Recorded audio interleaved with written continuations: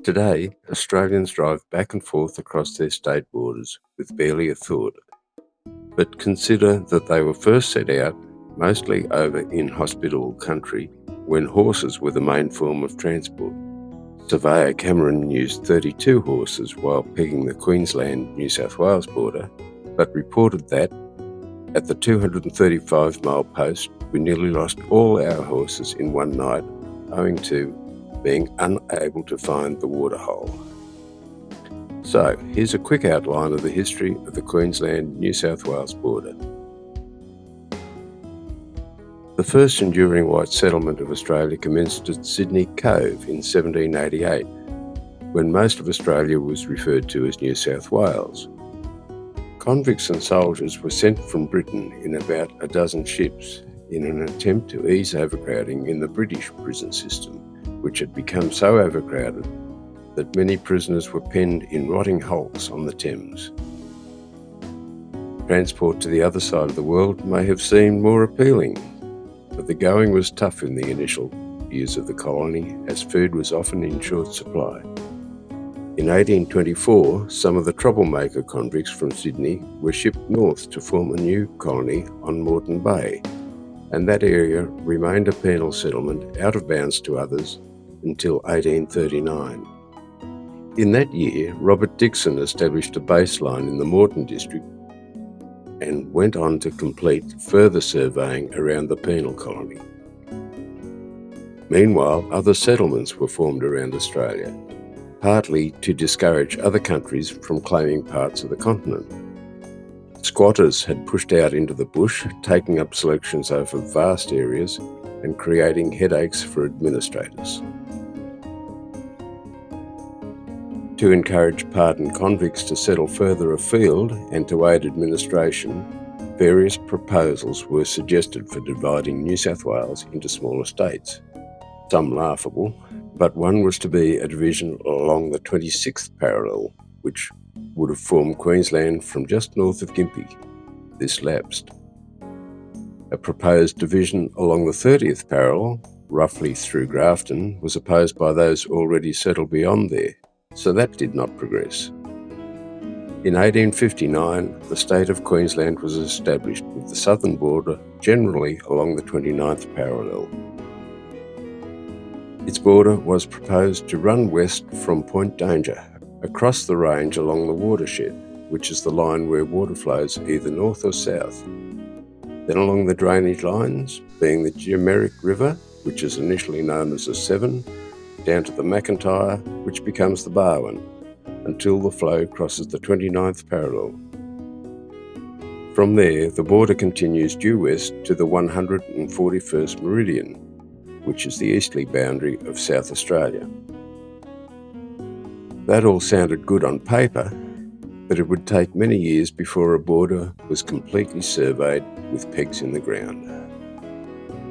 In 1863, the boundary line from Point Danger west to the Jemeric River was surveyed by Francis Roberts from Queensland and Isaiah Rowland from New South Wales. As is typical with border surveys, to ensure no fudging, both conducted independent surveys, mostly along rugged ridgelines over the Great Dividing Range. Initially, they marked a rock on Point Danger as a starting point, but subsequently quarrying of the basalt point may explain its demise. Coolangatta Airport now straddles the border. The transition from watershed line to drainage line occurred around the present-day Wallangarra, which for years was the point where passengers transferred from standard gauge railway of New South Wales to the narrow gauge of Queensland, with the border running right through the station. When Queensland's first Surveyor-General, Augustus Gregory, and William Greaves from New South Wales completed the survey west from here along the Darling River tributary rivers to present-day Mungindi in 1865, squatters had already occupied much of that country, as well as further west along the 29th parallel. So it became important for the border to be pegged in order for each state to charge rates correctly and customs duties to be levied. Mungindi is the only town to straddle the border, and contains police stations for each state on opposite sides of the river.